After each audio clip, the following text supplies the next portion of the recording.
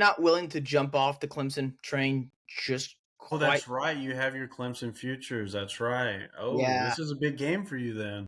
it is. So the good thing though is that Louisville and South Carolina do not. Well, I figured South Carolina would not look as good. I had some takes about that. No futures about South Carolina though. Yeah. I figured that both the Cardinals and the Gamecocks would not be as good as anticipated, at least I'll put it that way, by some others. Georgia Tech was the team I was actually more bullish on. I did have a take and prediction on Georgia Tech, no future though, just because of Haynes King's injury situation and his history. I know Georgia Tech has a good backup They quarterback, have a so good backup quarterback. They do have a very good backup quarterback. they do. So I'm not overlooking that. It's just that I'm not really interested in betting a team over 7.5 wins juiced at like what is it? What was like It was minus it was 154? it was juice heavily, yeah.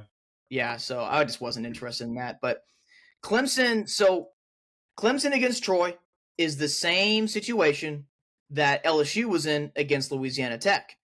The one game that actually went as anticipated last week for me was Louisiana Tech covering that large, Yep. very large number at LSU, and that was despite Louisiana Tech's offense not being good at all. As I thought it wasn't going to be very good, but it's that Mhm. defense, and I'm gonna have more on Louisiana Tech here later on in the show. But um, it was a tricky spot for LSU, just like Clemson was in a weird spot against Troy. You're coming off the LSU loss, you have Georgia Tech coming up.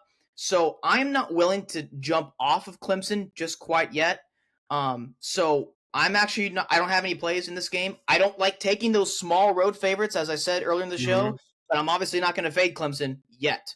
Yeah. So if Clemson bounces back here, at least they get a quality win, right? Like if Clemson wins this game in 20, something like that, then maybe some people are willing to assume, you know what, Clemson may not be as good as we thought coming into the year, but they're still going to be one of the top dogs in the ACC. If Georgia Tech wins this game, everyone's going to be fading Clemson, and everyone's going to be, look, we told you about Georgia Tech. We told you. Yeah, I know Georgia Tech's legit. This is not me overlooking or Yeah. disrespecting the Yellow Jackets. I'm just not willing to fade Clemson in ACC play just yet. Yeah. No, I get that. Andrew says he's all over Georgia Tech, and why does everyone love Dabo Sweeney?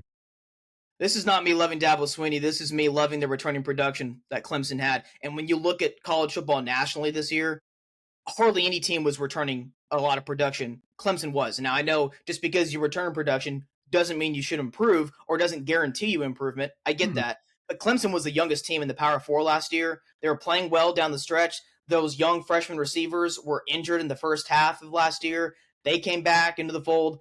Clemson looked improved offensively. And so I just figured that these sophomores to juniors and freshmen to sophomores would take those second to third year leaps, and we Yeah. haven't seen that.